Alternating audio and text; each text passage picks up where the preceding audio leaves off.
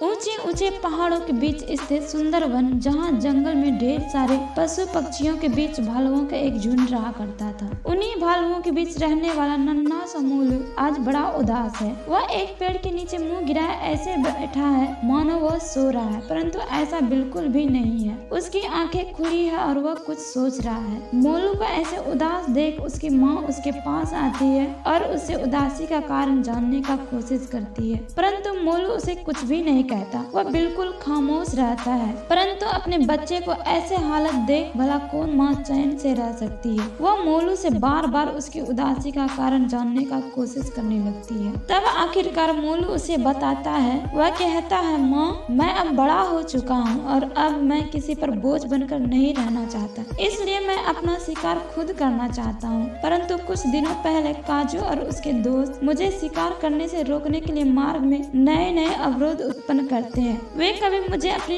टांगों में फंसा कर गिरा देते हैं तो कभी मेरे सामने स्तंभ बनकर खड़े हो जाते हैं, और यह सब तब तक चलते रहता है जब तक मैं हार मानकर वापस न लौट जाऊं। जी तो करता है कि मैं उनका गला ही दबा दूं। यह बात सुनकर माँ बोली, नहीं नहीं बेटे, ऐसा नहीं कहते। आखिर है तो वे सब तुम्हारे दोस्त ही ना, और फिर इन सब पंचरों में पड़कर वक्त क्या गवाना। मैं उनसे बात करूंगी और सब ठीक हो जाएगा। माँ के इस दिलासे के बावजूद मोलू का दुख कम नहीं होता। वह चुपचाप उसे वृक्ष के गोद में पड़ा रहता है। तभी न जाने कहां से आई चींटियों का एक झुंड पेड़ की जड़ों के पास से होकर गुजरा। कतारबंद चींटियां जब पेड़ की मोटी मोटी जड़ों पर चढ़कर उन्हें पार कर रही होती है, तभी अचानक कुछ चींटे वहां आ जाते हैं और चींटियों के मार्ग में अवरोध उत्पन्न करने लगते हैं। परंतु निर्भीक चींटियां चींटों द्वारा उत्पन्न बाधाओं से हार नहीं मानती और आगे बढ़ने का प्रयास निरंतर जारी रखती है। वे वक्त न गवाते हुए आगे निकलने के लिए कोई